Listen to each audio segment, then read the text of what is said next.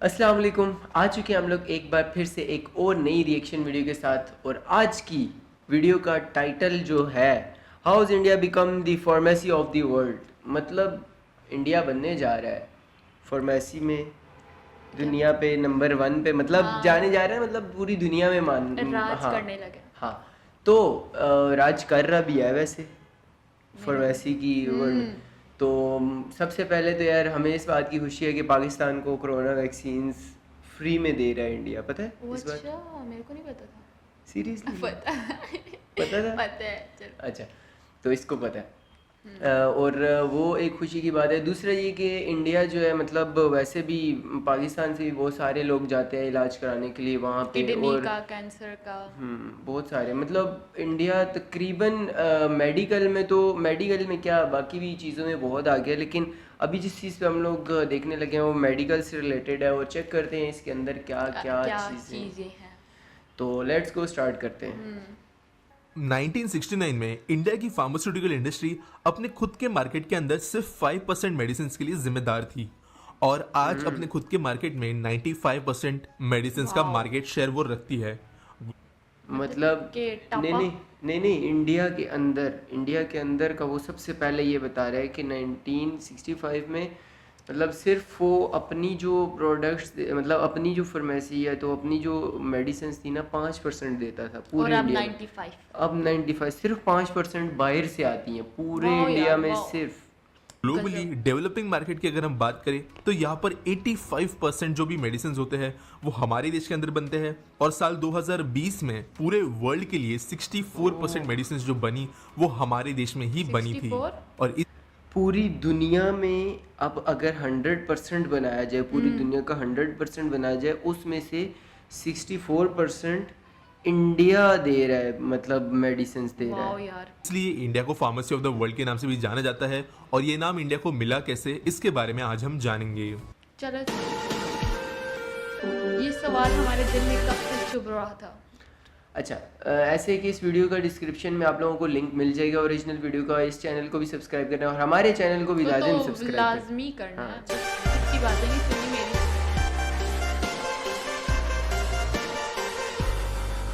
Wow. इस सवाल के जवाब को जानने के लिए हमें 20 साल पीछे जाना होगा। अभी फिलहाल इंडिया में मेडिसिन पर पेटेंट नहीं मिलते और कोई भी मोनोपोली तुम तो फिर पैदा ही नहीं हुई होगी। 20 साल, हाँ 20 साल नहीं नहीं नहीं, पैदा ही नहीं। ये पैदा नहीं हुई थी, मैं था, मैं ये थे। तो पता है, ये बहुत बड़ा है, ये चुप शक्ल से चुप, छोटा लगता बता है। देंगे बाद में किसी भी बता मेडिसिन मार्केट में नहीं दी जाती। इस समय पर अफ्रीका संकट में था। 22.5 मिलियन लोग HIV का शिकार हो चुके थे और ये एपिडेमिक का। बहुत ज्यादा हाँ, तेजी I से know, फैल रहा था और इसे बायो रोकने के इतना लिए कई सारी जानती हूँ। कोशिशें हो रही थी, लेकिन यहाँ पर अफ्रीका के सामने एक बहुत ही ज्यादा बड़ी समस्या थी। उस समय पर वेस्टर्न देशों के द्वारा कुछ HIV के मेडिसिन खोज लिए गए थे, लेकिन एक पेशेंट को 1 साल तक इन मेडिसिन का डोजेस कंप्लीट करने के लिए $10,000 की कीमत चुकानी पड़ती, जो आज के डेट में भी एक बहुत बड़ी अमाउंट है किसी भी डेवलपिंग देश के बहुत लिए। बड़ी है। और अगर आप 20 साल पहले के हिसाब से सोचो तो ये ऑलमोस्ट सारे लोगों के लिए एक अनअचीवेबल अमाउंट थी अपने खुद के ट्रीटमेंट के लिए। वाह, इसके वजह ये तो से है। सब सहारन देशों में HIV ज्यादा। बहुत ज्यादा तेजी से फैल रहा था, लोगों की इसके वजह से मौत हो रही थी और कोई भी सॉल्यूशन एफोर्डेबल तरीके से इसके लिए नहीं मिल पा रहा था। यहाँ पर हमारी इंडियन कंपनी सिप्ला ने एक चीज आइडेंटिफाई की। क्योंकि इंडिया में जेनेरिक ड्रग्स बनाने पर कोई भी पाबंदी नहीं थी, तो बिना पेटेंट डिस्प्यूट के सिप्ला HIV के ड्रग्स माइनर ट्वीकिंग के साथ में भारत के अंदर प्रोड्यूस कर सकती थी। और जो वेस्टर्न देशों के अंदर उस समय के फार्मा कंपनी से, जिन्हें बिग फार्मा के नाम से भी जाना जाता है, और हजारों % का मार्जिन वो अपने हर दवाई पे लगाते हैं, उसके बजाय सिप्ला छोटे छोटे हाथ में काफी ज्यादा सस्ती कीमतों पर ड्रग्स प्रोड्यूस कर सकता था। और साल 2003 में सिप्ला ने जो $10,000 की मेडिसिन वेस्टर्न देशों में से आ रही थी, उसके कंपैरिजन में सिर्फ $400 पर ईयर के हिसाब से डोजेस रिलीज की और अफ्रीकन देशों में उन्हें पहुंचाना शुरू कर दिया। और ये ऑब्वियसली बहुत ज्यादा मददगार साबित हुआ। साल 2003 से लेकर साल 2008 तक सिर्फ और सिर्फ सिप्ला के मेडिसिन की वजह से अफ्रीका में HIV। मतलब ये एक चीज़ देखो कि जो मेडिसिन पहले $10,000 में बन रही थी, अब वो $400 में इन्होंने वही सेम मेडिसिन तो यार कितनी कम में बनाई है। $400 में, वो $10,000 वाली चीज़ $400 में।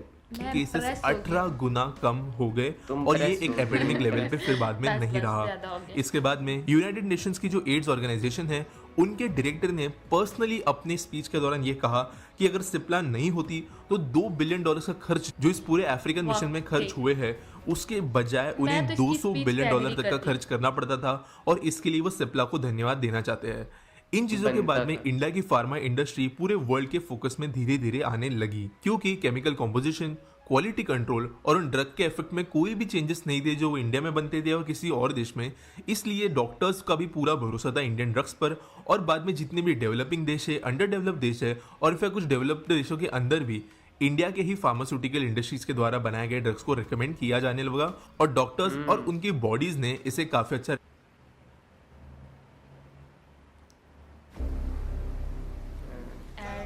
रिकग्नाइज किया। यहाँ पर हमारे जैसी कुछ इंडियन कंपनीज ने एक टेम्पलेट क्रैक कर ली थी कि किस तरीके से शॉर्ट टर्म में किसी भी पर्टिकुलर ड्रग को लार्ज स्केल पर डिप्लॉय किया जा सकता है। यहाँ पर Sun Pharmaceutical, Ranbaxy, doctor Reddy's laboratory, इन्होंने अपना इनिशियल रोड मैप कुछ इस तरीके से बनाया कि कुछ ऐसी डिजीजेस जो फिलहाल एपिडेमिक में हैं, बड़े स्केल पर फैल रही है, उनके लिए जो ड्रग्स अवेलेबल है वो बहुत ज़्यादा महंगे हैं, ज़्यादातर लोग उन्हें रीच भी नहीं कर सकते। ऐसे ड्रग्स को वो बनाए, उन्हें सस्ती कीमतों पर मार्केट में ले आए और उसके मतलब ये चीज़ देखो कि सोच ही ये थी कि जो बड़े बड़े मतलब प्रॉब्लम्स हैं, जो बड़ी बड़ी बीमारियां हैं, जैसे कि मतलब कोई भी बीमारी है, हाँ, कैंसर तो ले लो, हाँ, HIV ले लो, मतलब तो कि उन बीमारियों का इलाज सबसे पहले कम मतलब उस पे ढूंढना शुरू किया कि खर्चा भी कम हो, और इलाज भी हो जाए। ये वजह चीज़ से अच्छी तेजी से है। उस मार्केट को कैप्चर कर ले। 21वीं सदी के पहले डेकेड में इन सारी कंपनीज ने ऐसी ही बीमारियों पर फोकस किया। मलेरिया, ट्यूबरकुलोसिस, हेपेटाइटिस, मीजल्स, इन जैसी एपिडेमिकली फैलने वाली बीमारियों के ऊपर हमारे देश ने कई गुना, इनफैक्ट कुछ केसेस में 40 से 50 गुना सस्ती ड्रग्स बनाई और बड़े पैमाने पर यहाँ पर भी एपिडेमिक्स फैल रहे थे वहाँ पर उन्हें पहुँचा दिया और वहाँ के लोगों को इंडियन ड्रग्स की वजह से रिलीफ मिला। ट्रस्ट बढ़ने की वजह से धीरे धीरे तो जो नॉर्मल बीमारियां होती है उनके लिए भी इंडियन कंपनीज के ड्रग्स को ही रेकमेंड किया जाने लगा और 2012 तक दुनिया भर की 133 देशों के अंदर Great है। हमारे देश के अंदर बने हुए मेडिसिन पहुंचने लगे थे। इस समय इंडिया में 2012 में 133 मुल्कों में जो मतलब ड्रग्स यूज हो रही थी, जो फार्मेसी की चीजें, वो इंडियन इंडियन थे। वाओ, ग्रेट है यार। बहुत वैक्सीन मार्केट जल्दी भी डेवलप तरक्की होना की है। शुरू हो गया था। अब ऑब्वियसली 2010 से लेकर 2015 के बीच में फार्मा इंडस्ट्री अच्छी खासी डेवलप हो गई थी, लेकिन one of the biggest reasons कि हमारे देश के अंदर की वैक्सीन इंडस्ट्री इतनी ज्यादा बड़ी कैसी हो गई, इसके पीछे भी यूनाइटेड नेशंस का थोड़ा बहुत हाथ है। दोस्तों, आप में से कई लोग जानते होंगे कि हाँ, वो यूनाइटेड लोग नेशंस help की जो करते हैं। हेल्पिंग वाली Help करते एजेंसीज हैं, होती तो है फिर- जो दुनिया भर के कई सारे अंडर डेवलप देशों के अंदर वैक्सीनेशन की काम करती है, उन्हें एक लिमिटेड बजट मिलता है और ऑब्वियसली उनका काम है कि उस बजट के अंदर ज्यादा से ज्यादा लोगों की वो मदद कर पाए।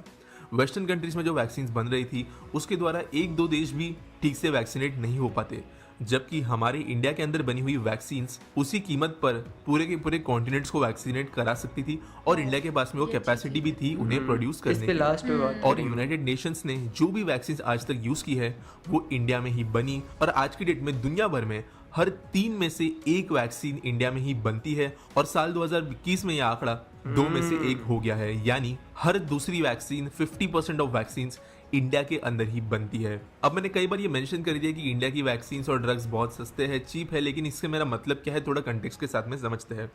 कुछ ड्रग्स का एग्जांपल हम यहाँ पे लेंगे। HIV की जो वैक्सीन नॉर्मली मार्केट में मिलती है उसका एक डोजेज 2500 रुपीज का पड़ेगा अगर आप इंडियन काउंटर पार्ट से वो मेडिसिन खरीदो तो, जबकि वही चीज इंडिया में 12 रुपए में मिल जाती है। मतलब हेपेटाइटिस सी की दवाई 2500 से 49,000 रुपीज पर 12 डोज है, जबकि इंडिया में Great हो गया। 151 रुपीज में वो बन जाती है। हाँ। ब्लड कैंसर या ल्यूकेमिया के लिए जो मेडिसिन होते हैं वो हर डोज के लिए 8,860 रुपीज की कीमत पर इंटरनेशनल मार्केट्स में अवेलेबल है, जबकि इंडिया में सिर्फ 66 रुपीज में ये ड्रग्स बन जाते हैं। हैं? अस्तिमा बहुत कम नहीं है। 8000 वाली दवाई 66 मतलब कि 1% फिर उसका। क्यों नहीं बनता है यार? इंडिया आगे बनना क्यों चाहिए नहीं ये जा जो यार। गोलियां मिलती है वो इंटरनेशनल मार्केट में 300 रुपीज पर डोज है, जबकि इंडिया में ये 4 रुपए तक नीचे आ जाती है। ट्यूबरकुलोसिस के लिए भी 9,233 रुपीज पर डोज की जो दवाइयां है वो इंडियन फार्मास्यूटिकल इंडस्ट्री 30 रुपए में बना देती है, जबकि किडनी और लिवर कैंसर जैसी बीमारियों के लिए जब इंटरनेशनल मार्केट में लोग 11,595 रुपीज चुकाते हैं, वही इंडिया में ये काम 111 रुपए में हो जाता है। 111 और इसलिए दुनिया भर में जो ह्यूमैनिटेरियन ऑर्गेनाइजेशंस है, NGOs है, यूनाइटेड नेशंस की बॉडीज है, जो भी इंसानियत की भलाई के लिए Support काम करने करती वाले होगी। ट्रस्ट है वो इंडिया की फार्मास्यूटिकल इंडस्ट्री को बहुत ज़्यादा सपोर्ट करते हैं सारे के करना सारे बनता इंटरनेशनल है। ऑर्गेनाइजेशंस के अंदर। Recently Israel, Japan, US, EU in countries के अंदर की कुछ बड़ी फार्मास्यूटिकल कंपनी जैसे मैंने कहा जिन्हें बिग फार्मा के नाम से जाना जाता है, इन्होंने इंडिया के फार्मास्यूटिकल इंडस्ट्री के अंदर जो भी रूल्स हमारे गवर्नमेंट के द्वारा अप्लाई होते हैं उन्हें चेंज कराने की कोशिश की ताकि मार्केट के अंदर हम और ज़्यादा ग्रो ना हो पाए। बेसिकली ये देश अभी कोशिश ये कर रहे हैं कि इंडिया के ये अंदर गलत जो बात लॉज है। गलत बनाए बात है। गए हैं जब एक पेटेंट बंदा रिलेटेड एक स्पेशली निकल जेनेरिक आगे ड्रग्स तो के उसे बारे आगे में निकलना चाहिए। उन्हें वो चेंज कर पाए ताकि इंडिया का मार्केट शेयर कम हो। यहाँ पे आगे निकलने की बात नहीं है ना, यहाँ पे बात है इंसानियत की, मतलब एक लोगों की हेल्प करने की, ये कम पैसों से अच्छी चीज़ बनाने की ना, ये इसको नहीं छेड़ना चाहिए हाँ। पूरी दुनिया में किसी भी मुल्क को। और एक तो अपनी महंगी quality भी दवाइयाँ ये अच्छी बाकी दे रहे हैं। कंट्रीज दूसरे देशों में भेज पाए। इसके लिए कुछ बड़ी बड़ी कंपनीज ने लॉबिंग करने की भी कोशिश की है। आप में से जो लोग नहीं जानते कि लॉबिंग क्या होती है, तो जब प्राइवेट कंपनीज पॉलिटिकल पार्टीज को लुभाने के लिए पैसों का इस्तेमाल करती है ताकि रूल्स और लॉज उनके हिसाब से चेंज किए जाए तो उसे लॉबिंग कहा जाता है। कुछ देशों के अंदर ये लीगल भी होता है, यूएस और यूरोप के देश भी इसके अंदर शामिल है। और ऐसी लॉबिंग करते हुए इंडिया की फार्मा इंडस्ट्री को पीछे ढकलने की कोशिश की जा रही है आज की ये तो डेट में। गलत बात है। लेकिन फॉर्चुनेटली कई सारे बड़े बड़े ऑर्गेनाइजेशंस इंडिया के पीछे है। डॉक्टर्स विदाउट बाउंड्रीज, कुछ यूएन के ऑफिसर्स और जितने भी फ्रेंडली देश आज हमारे साथ में हैं वो इंडिया को बैक करते हैं फार्मा इंडस्ट्री के अंदर, और वो चाहते हैं कि मेडिसिन सस्ती ही रहे और बिग फार्मा कोई भी रूल इंडिया के खिलाफ तो पास गलत बात नहीं है कर ना। पाए। इसके बावजूद इंडियन गवर्नमेंट में आज थोड़ा प्रेशर है कि वो थोड़े बहुत रूल्स चेंज करे अपने पेटेंट से रिलेटेड ताकि इंटरनेशनल मार्केट के अंदर उन पर कोई सैंक्शंस वगैरह ना लगे। लेकिन मोस्टली जो सपोर्ट आज इंडिया को मिल रहा है और स्पेशली 2021 में जो इंपॉर्टेंट रूल आज इंडिया का बन गया है पूरी दुनिया को हेल्दी रखने के लिए, उसके वजह से आने वाले कुछ सालों तक तो बिल्कुल भी किसी देश के द्वारा हमें प्रेशर आते हुए नहीं नजर आएगा, क्योंकि फिलहाल वही देश आज लाइन में खड़े हैं वैक्सीन लेने के लिए, दवाइयाँ लेने के लिए। इसके लिए Forward रिसेंट में तो ये होना काफी ज्यादा मुश्किल है। आज मुश्किल इंडिया है। की फार्मास्यूटिकल इंडस्ट्री $50 बिलियन की वैल्यू रखती है और साल खत्म होने तक यानी 2021 दिसंबर तक ये अकेली इंडस्ट्री $70 बिलियन तक पहुंच जाएगी, ऐसा मार्केट एस्टिमेट लगाया गया है। पिछले ही साल कई सारी छोटी फार्मा इंडस्ट्रीज डबल या ट्रिपल भी बन गई है और इनके स्टॉक्स मल्टीबैगर बन चुके हैं कुछ सेक्टर्स के अंदर, और इसलिए और ज़्यादा पोटेंशियल नजर आ रहा है इंडियन फार्मा इंडस्ट्री के बड़े होने में, और इस तरह इंडिया बन गई फार्मेसी ऑफ द वर्ल्ड। तो दोस्तों ये रही आज की वीडियो। ये वीडियो थोड़ी सी पुरानी है और इस वीडियो के अंदर न्यू जो वैक्सीन इंडिया ने बनाई है और उसको सारे की सारी दुनिया ने माना है, तो वो चीज़ अभी इसमें नहीं ऐड की नहीं गई आई। है, वो चीज़ इसमें नहीं ऐड थी, लेकिन क्योंकि वीडियो थोड़ी सी पुरानी है। पुरानी है। और बाकी जहाँ तक रही बात कि इनके खिलाफ अगर कोई जा रहा है कि तो वो मतलब गलत बात है। एक तो ये क्वालिटी भी अच्छी दे रहे हैं हाँ। और एक कम प्राइस में भी दे रहे हैं। जब ऐसी चीजें मिल रही हैं तो फिर कोई किसी क्यों मुल्क को नहीं करना नहीं चाहिए, करना इनके चाहिए। खिलाफ कोई सबको भी दे रहे हैं, मतलब एक आधे को तो नहीं दे रहे ना, सबके साथ कर रहे हैं। या सिर्फ अपने मुल्क के लिए भी बना करें रहे हो तो वो तब भी एक एक अलग अलग बात बात है, लेकिन ये पूरी दुनिया के लिए कर रहे हैं तो फिर इनका सपोर्ट तो हर लेवल पे होना चाहिए। अब वैसे भी सपोर्ट इनको यूएन का मिल रहा है तो बाकी कंट्रीज को भी मिलके इनका सपोर्ट करना Support चाहिए। करना हाँ, चाहिए। कि मेडिकल में मतलब ये लोग इतना आगे जा चुके हैं कि इंसानियत पे इतना काम कर रहे हैं, तो मेन चीज़ तो इंसानियत ही होती हाँ, है। और सारों को चाहिए कि सपोर्ट करें। हम्म। हाँ, और क्या लगा तुम्हें, कैसा मतलब वीडियो बहुत का? अच्छा लगा कि पहले 5% था, फिर अपनी कंट्री के लिए 95% हो गया, हम्म। फिर 164 कंट्रीज में सप्लाई, मतलब यार वाओ, तो उम्मीद करते हो यार आप लोगों को वीडियो मज़े की लगी होगी। मजे की लगी होगी। अच्छा, और लाइक एंड सब्सक्राइब करना नहीं भूलना है आप लोगों ने, और शेयर भी करना है वीडियो को, और क्या करना है, हाँ, और मेरे इंस्टाग्राम पे आके मुझे फॉलो भी करना है, इसे मत करेंगे, ठीक है? करेंगे, ठीक है। ठीक और, है। ऐसे कि अगर आप लोग कोई वीडियो पे रिएक्शन के लिए सजेस्ट करना चाहते हैं तो हमें इंस्टाग्राम पे या तो सिर्फ कमेंट मेरे सेक्शन इंस्टाग्राम पे आप बता सकते हैं, इसके इंस्टाग्राम मैं बोलूं? नहीं, मैं बोल रही हूँ, आप बोलो। कमेंट सेक्शन के अंदर भी आप हमें बता सकते हैं। तो यही थी आज की वीडियो, तो एक और वीडियो के साथ दोबारा मिलते हैं।